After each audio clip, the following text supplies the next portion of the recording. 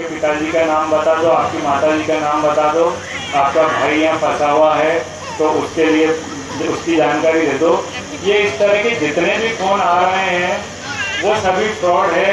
वो आपको फंसाते हैं, आपकी निजी जानकारी लेते हैं, बाद में आपसे पैसे मांगते हैं। फिर उसके कई बार ब्लैकमेल भी करते हैं, कई बार महिला पुतला के फंसा के आप अपना OTP दे देते हैं, अपने आधार कार्ड का नंबर दे देते हैं, अपने बैंक खाते की जानकारी दे देते हैं।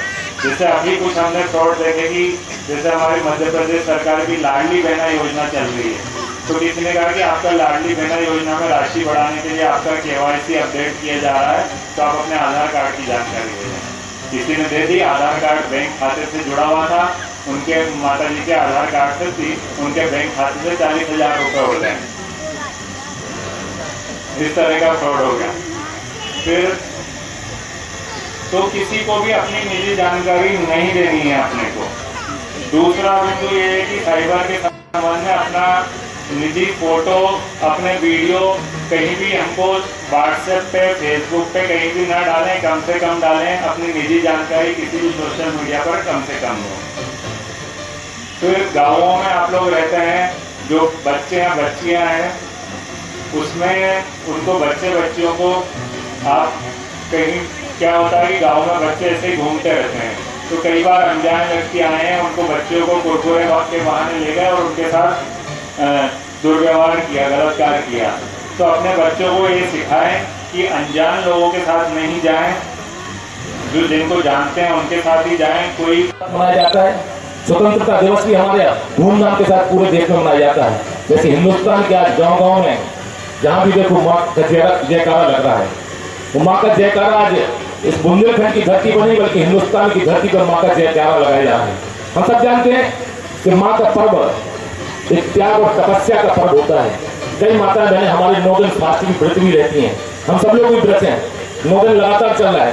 तो एक मातृ शक्ति के रूप में एक कार्यक्रम पूरे देश में मनाया जा रहा है और हम लोग 9 माताओं की तपस्या कर रहे हैं, 9 माताओं से प्रार्थना करते हैं हम अपने क्षेत्र के विकास के लिए।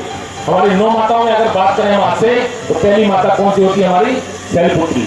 शैलपुत्री, ब्रह्मचारी, चंद्रघंटा, कुसमांडी, स्कंद माता, कात्यायनी, कालरात्रि, महागौरी और सिद्धार्थी माता, हमारी सिद्धार्थी माता बैठी हैं। आप सब लोग जो माँ के पास हम लोग प्रार्थना करते हैं वो हमें सफलता मिलती है। जो माँ के पास हम प्रार्थना करते हैं, जो मन की हमारी अभिलाषा होती है, वो हमारी माँ अपने आशीर्वाद के रूप में हम सबको देती हैं। तो हम तो माँ से एक ही आशीर्वाद देते हैं कि हमारे क्षेत्र का विकास हो, हमारे बुंदेलखंड की धरती का विकास हो, पूरे प्रदेश का विकास हो और हमारे देश का विकास हो। लेकिन आज माँ के रूप में कई उदाहरण आप सब लोगों के बीच में है। ये माँ का कार्यक्रम हमारे नीतू खटीक एसपी साहब के दिशा निर्देशों में, नीतू खटीक यहाँ की जो नीतू खटीक की बहुत तारीफ हमारे एसपी साहब ने भी की, हम सब लोग भी करते हैं, लेकिन हम बहुत लड़ते भी हैं उनसे। ये काम होना चाहिए, ऐसा नहीं हुआ, ये काम होना चाहिए तो करना पड़ता है हमको, करती भी। हम लोग दबाव गलत के लिए नहीं करते। अगर कोई अपराधी है तो हाई कोर्ट से जमानत नहीं ले पाए, पहले जेल की सलाखों के अंदर जाए, ये हम सब लोगों का लक्ष्य होता है। हाई कोर्ट से उसको जमानत नहीं मिलना पहले चाहिए, हम बंदी गृह में बंद रहे, इसके बाद वो जेल में जाए, ये हम सब लोगों की तमन्ना रहती है, ये लक्ष्य हम लोगों का होता है। इसलिए स्वामी विवेकानंद जी ने कहा था, उठो जागो तब तक, लक्ष्य प्राप्त न हो जाए तब तक। हमारी बेटियां के लिए एक बहुत अच्छा हमारे मध्यप्रदेश के यशस्वी मुख्यमंत्री सम्मानित डॉक्टर मोहन यादव जी ने एक बहुत अच्छा कार्यक्रम का आयोजन पूरे मध्यप्रदेश में किया है कि मैं भी अभिमन्यु हूँ, मैं भी अभिमन्यु को वोट देने का प्रयास किया गया था। आज हमारी बेटियों के लिए अभी जो कार्यक्रम हमारे एसपी साहब बता रहे थे आप सब लोगों के बीच में कि हम सब लोगों के बीच में लक्ष्य क्या होना चाहिए।